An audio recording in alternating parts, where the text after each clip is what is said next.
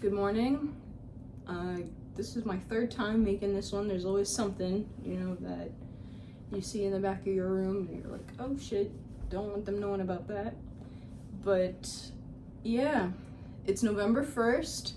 I recently turned 25 years old, and after a little over 5 years of suspecting that I had temporal lobe epilepsy, I've recently received some answers in my EEG. About, I think, a week and a half ago, I got my first EEG. I'm extremely lucky to have received answers at all from an EEG, let alone my first ever EEG, as I know that the majority of people with epilepsy do not get those answers. I'm even more fortunate to have the EEG results align with what I had already suspected and what my neurologist had partially suspected about my epilepsy based on what I had told her. So these are things like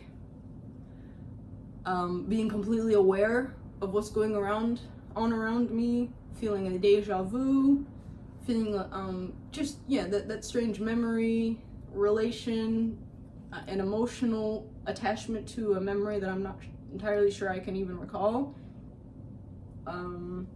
Tasting something in my mouth, something maybe metallic or a little soapy, it's hard to really describe.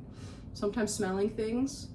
So all of these are associated with seizures in the temporal lobe, which I talked about in another video of mine. My EEG was 40 minutes to an hour long. I think it was about an hour long. I'm not photosensitive, but they shined all kinds of lights in my eyes, like pretty slowly and then really fast, which was really interesting. I mean, if you're photosensitive, I know that would definitely probably cause you to convulse right there. But so they did that. They had me hyperventilate for a bit. Didn't really feel anything. But then after that, she had me close my eyes and just kind of relax for the rest of the test. And during that, I felt maybe my left hand kind of feel a little tingling, and I tasted something strange in my mouth. And I was like, geez, I so hope that that faint little focal aura, as you can call them, is captured. And, thankfully it was. So I'm speaking to my neurologist next month. I don't know if that's when I'll receive my official diagnosis. But yeah, I'm seriously so damn happy that I, was able to go through that EEG. The electrodes were not pasted with anything hard and tacky. It was just like a sort of similar to that ECG glue that they put on you on your chest. More like a sort of rubbery gummy substance that's very, very easy to rinse out with soap and water. I'm just happy that things went pretty smoothly, and I'll hopefully have some answers and a more refined treatment path.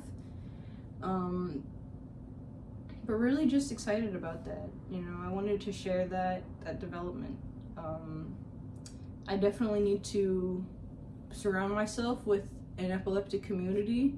You know what I mean? I think not having my results on my EEG to some degree made me feel some sense of exclusion, which if you're feeling that way, don't, I was so sure that I would have nothing on my EEG, and then I would just be immediately gaslit by anybody helping me. Like, so your MRI is normal, your EEG is normal, and you have a little bit of mental health issues, we know that you're just mentally ill. Which the majority of people with epilepsy struggle with some kind of comorbid mental health issue. But I knew that I had been convulsing, turning blue. I didn't know it. People who were around me and loved me, like my family and significant other, were the ones to help me during those situations. So if you're in that situation where you're having generalized seizures, where your family is witnessing them, or just focal seizures where it's just you entering some weird place, don't give up on yourself in that hope that you will receive your diagnosis and your answers. It's a slow ass process. Everybody is extremely different. I didn't know shit about epilepsy. I thought until literally 5 years ago that every kind of epilepsy was shaken on the ground. So of course, I was having seizures that didn't involve that until I did eventually get seizures that involved that. So there's another video that I've made about that.